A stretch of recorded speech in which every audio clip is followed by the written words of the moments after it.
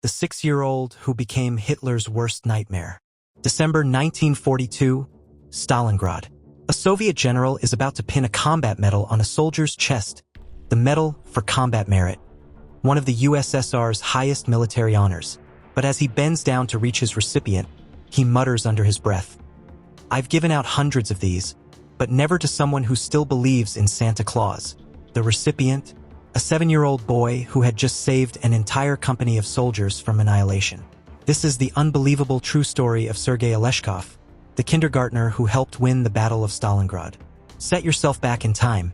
It's 1942. While American kids are collecting baseball cards and British children are learning to duck and cover during air raids, a Russian boy named Sergey Aleshkov is about to experience something no child should ever face. Born in 1934 in the tiny village of Grin in the Kaluga region, Sergey was living the simple life of a Soviet farm boy. His biggest worry? Whether he'd catch enough berries to fill his basket. But on June 22, 1941, everything changed. Hitler launched Operation Barbarossa, the largest military invasion in human history. 3 million Nazi troops, 3,300 tanks, and 2,700 aircraft smashed across the Soviet border like a steel tsunami. The German war machine was unstoppable, crushing everything in its path. By 1942, that war machine had reached Sergey's quiet village. And what happened next would transform an innocent 6-year-old into the most unlikely war hero in military history. It was a summer morning in 1942 when young Sergey's world exploded literally. He was out picking berries in the forest, probably daydreaming about lunch, when the sky filled with the drone of German Stukas. The Luftwaffe had come to Grin. Bombs rained down like deadly hail, turning his peaceful village into a hellscape of fire and smoke. When the dust settled, Nazi soldiers marched through the ruins, rounding up survivors. Sergey watched in horror as his mother and older brother were dragged before a German officer. The crime? They had been helping Soviet partisans, resistance fighters who were making life miserable for the occupying forces. The punishment? Death by firing squad, right there in front of a 6-year-old boy's eyes. His father had already died before the war began. In the span of minutes, Sergey Aleshkov went from having a family to being completely alone in a world gone mad. Most adults would have broken under such trauma. But Sergey did what any terrified child would do. He ran. Into the dark Russian forest he fled, with nothing but the clothes on his back and a will to survive that would soon amaze hardened combat veterans. For weeks, this 6-year-old boy lived like a wild animal in the forests of occupied Russia. Think about that for a moment. A kindergartner alone in territory crawling with Nazi patrols, surviving on raw mushrooms and berries. He learned to move silently through the underbrush. He discovered which plants wouldn't kill him and which streams were safe to drink from. At night, he curled up in hollow logs, probably crying himself to sleep while artillery thundered in the distance. His small size, usually a disadvantage, now kept him alive. He could hide in spaces that would trap an adult. When German patrols passed by, he became invisible, just another shadow in the forest. But hunger was his constant enemy. His stomach growled so loudly he feared it would give away his position. He grew thinner by the day, his clothes hanging off his tiny frame like rags on a scarecrow. Then, one day in late summer 1942, everything changed again. A Soviet reconnaissance patrol from the 142nd Guards Rifle Regiment was moving through the forest when they heard a rustling in the bushes. Expecting a German ambush, they raised their weapons, only to find a filthy, starving, wide-eyed little boy staring back at them. The soldiers couldn't believe their eyes. Here, in the middle of a war zone, was a child who looked more like a skeleton than a human being. When they asked his name, he whispered Aleshkin, though they later learned his real surname was Aleshkov. Now, military regulations were clear. Civilians, especially children, should be sent to safety behind the lines. But these weren't normal times. The Soviet Union was fighting for its very existence. Orphanages were overflowing or had been destroyed. And something about this tough little survivor touched these hardened warriors. Major Mikhail Vorobyov, the regiment commander, made a decision that would change military history. He officially adopted Sergey, making him not just a mascot, but an actual member of the 142nd Guards Rifle Regiment. The transformation was remarkable. The soldiers cleaned him up, fed him his first hot meal in weeks, and watched as the boy's natural toughness emerged. This wasn't just some lost child. This was a survivor who had endured what would break most adults. They gave him a tiny uniform, taught him to march, though his short legs meant he had to take 2 steps for every one of theirs, and began his military education. Weapons training started with a slingshot. The recoil from a real rifle would have sent him flying backwards like a cartoon character. But Sergey was eager to contribute. He delivered messages between units, carried newspapers, and constantly asked for more duties. The soldiers joked that he was more motivated than some of their regular troops. Sergey's first taste of real combat came sooner than anyone expected. During a routine patrol, he spotted something the adults had missed: German artillery spotters hiding in a haystack, calling in coordinates for devastating bombardments. His sharp eyes and small stature had given him an advantage. While the soldiers were scanning the horizon for obvious threats, the boy noticed the subtle signs of camouflaged enemies. Thanks to his alert, the German spotters were quickly neutralized, saving countless Soviet lives. Word of the regiment's unusual new member began to spread. Some officers were horrified. What kind of unit brings a child into combat? Others saw the practical benefits. Sergey could go places adults couldn't, see things they missed, and his presence genuinely boosted morale among the troops. But the real test was coming. In November 1942, the 142nd Guards Rifle Regiment received new orders. They were being transferred to reinforce the defenses of a city under siege, a place that would become synonymous with the turning point of World War II. Stalingrad. If you think modern urban warfare is brutal, imagine Stalingrad in 1942. The city had been bombed into rubble, then fought over building by building, room by room, sometimes hand to hand. It was hell on earth, and into this inferno marched the 142nd Guards Regiment with their 7-year-old soldier. Sergey's first sight of Stalingrad must have been overwhelming. The once proud industrial city was now a moonscape of twisted metal and shattered concrete. Smoke rose from 1,000 fires, and the constant sound of gunfire echoed off the ruins like deadly thunder. The regiment was assigned to defend a key factory complex. Their commander, eyeing Sergey skeptically, asked what their littlest comrade was going to do. Bore the Germans to death with nursery rhymes? Major Vorobyov had an answer. Sergey would be their messenger. His small size made him a difficult target, and he could navigate the rubble-strewn battlefield faster than anyone else. His first mission came during a German surprise attack. As bullets whizzed overhead and mortars shook the ground, Sergey clutched his first combat message, eyes wide with terror. But when Major Vorobyov shouted, "Go!" the boy took off like a shot. He zigzagged through the ruins, diving for cover when explosions got too close. Halfway to his destination, a German sniper spotted him. Bullets kicked up dust at his heels as he ran for his life. In panic, he tripped and fell into a bomb crater. The sniper, thinking he'd scored a hit, turned his attention elsewhere.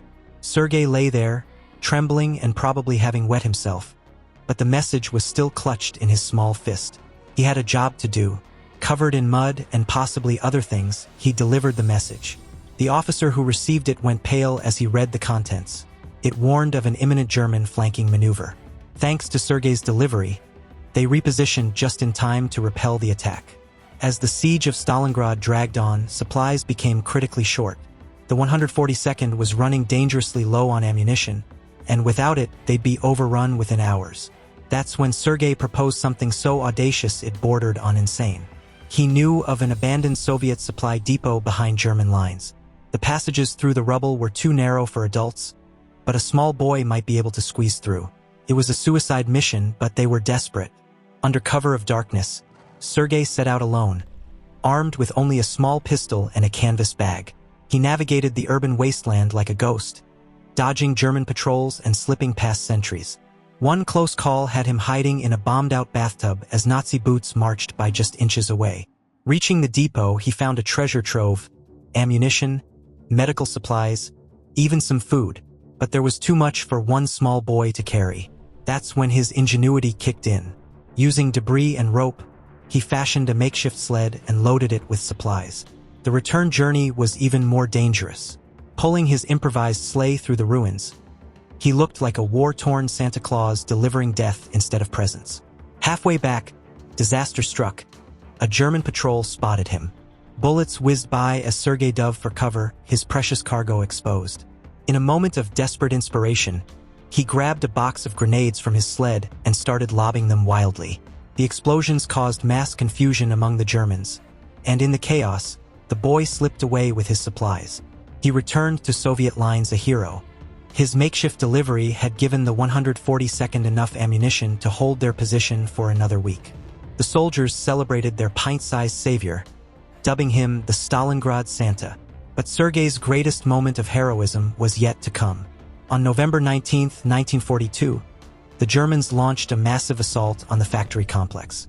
Sergey and Major Vorobyov found themselves trapped in a command bunker with a handful of soldiers as panzer tanks rumbled closer outside. Inside the bunker, the situation was desperate. Food and ammunition were running low, and the radio crackled with pleas for help from other units being overrun. Major Vorobyov tried to coordinate a defense, but it was clear they were being overwhelmed. That's when Sergey noticed something the adults had missed: a small air ventilation shaft, barely visible behind some supply crates. It was far too narrow for a grown man, but for a scrawny 7-year-old, "I can fit through there," he announced. The soldiers stared at him like he'd grown a second head.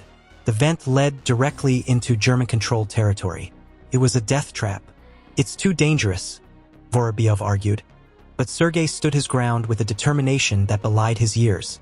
"If I don't go, we all die here." Reluctantly, Vorobyov agreed. They gave Sergey a message detailing their situation and exact location. As the boy squeezed into the narrow vent, his adoptive father whispered, "Come back alive, son." What followed was the most terrifying journey of Sergey's young life. He crawled through pitch-black tunnels, his heart pounding louder than the explosions outside. Rats scurried past him in the darkness. At one point, the vent narrowed so much he thought he'd get stuck and die there, alone in the dark. But he pressed on, driven by a courage that would have impressed veteran commandos.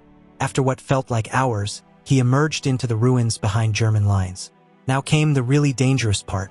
Using every survival trick he'd learned during his weeks in the forest, Sergey navigated the German-occupied battlefield. He dodged patrols, used burning tanks as cover, and at one point played dead among actual corpses as German soldiers walked by. The smell was horrific. The sights were worse. But this 7-year-old boy pressed on, carrying information that could save his adoptive family. Finally, after hours of cat and mouse with death, he reached a Soviet position.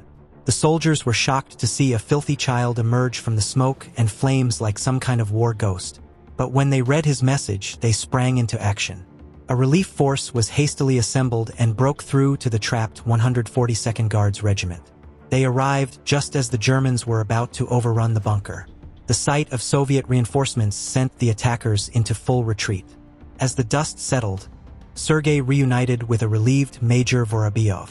The hardened combat veteran hugged the boy tightly, not caring who saw his tears. This child had just saved an entire company of soldiers. Word of the little boy's incredible bravery spread like wildfire through the Soviet forces. Even the high command took notice. For the first time in military history, they were considering awarding a combat medal to a 7-year-old. In December 1942, something unprecedented happened in the Soviet military. Sergey Aleshkov became the youngest person ever to receive the Medal for Combat Merit, one of the USSR's highest military honors. The award ceremony was surreal. Sergey stood at attention in his oversized uniform, looking like a puppy wearing a circus tent. The medal they pinned on his chest was almost as big as he was. General Rodimtsev, commander of the 13th Guards Rifle Division, presented the award. As he bent down to pin the medal on the boy's chest, he muttered, "I've given out hundreds of these, but never to someone who still believes in Santa Claus." When asked to give a speech, Sergey's response was perfectly childlike. "Can I have more chocolate now?" It turned out they had bribed him with sweets to stand still during the ceremony. But the mood shifted when a war correspondent asked why he risked his life for his comrades. The boy's answer silenced the room. "Because they killed my mama and my brothers and everyone. So I fight." Suddenly, the absurdity of a child soldier faded. These hardened veterans saw Sergey not as a mascot or curiosity, but as a comrade who had lost as much as any of them and fought just as bravely. The medal changed everything for Sergey. Some officers wanted to pull him off the front lines, arguing he was too valuable for propaganda purposes. Others insisted his presence was needed for morale. Sergey had his own ideas about where he belonged. In January 1943, As the Soviets launched their final push to crush the encircled German Sixth Army, the 142nd was tasked with clearing out a heavily fortified German position. The target? A former kindergarten that had been converted into a strongpoint. The irony wasn't lost on anyone, least of all Sergey. Here was a boy who should have been attending kindergarten, instead preparing to assault one. The attack was brutal. German machine guns cut down the advancing Soviets like wheat before a scythe. That's when Sergey had another of his crazy ideas. "I know that building," he told Major Vorobyov. "There's a secret tunnel the teachers used for smoking. It leads right inside." It was desperate, but desperate times called for desperate measures. A small team was assembled with Sergey as their guide. As they crawled through the cramped passage, the boy hummed a lullaby. "What are you doing?" a soldier whispered. "Getting into character," Sergey replied with a grin that would have made his enemy's blood run cold if they could have seen it. They emerged in the kindergarten basement while the Germans were focused on the frontal assault. The enemy never saw them coming. In a surreal moment, Sergey found himself fighting in his old classroom, where crayon drawings still hung on bullet-riddled walls. Within an hour, the kindergarten was secured. The 142nd poured through, using it as a base to push deeper into German territory. As the dust settled, Sergey stood in the playground where he might have played as a normal child. His old swing set was now twisted metal, a monument to innocence lost. On February 2, 1943, the Battle of Stalingrad was finally over. The German Sixth Army surrendered, marking the beginning of the end for Nazi Germany. And a 7-year-old boy had played his part in this world-changing victory. As the 142nd Guards Regiment celebrated, Sergey found himself hoisted on soldiers' shoulders, paraded around like a trophy. "The littlest hero of Stalingrad," they cheered. But the war's end brought new challenges for Sergey. Major Vorobyov, true to his promise, arranged for the boy to attend the Suvorov Military School.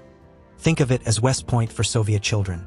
General Vasily Chukov, commander of the 62nd Army, personally presented Sergey with a trophy German Browning pistol as a farewell gift.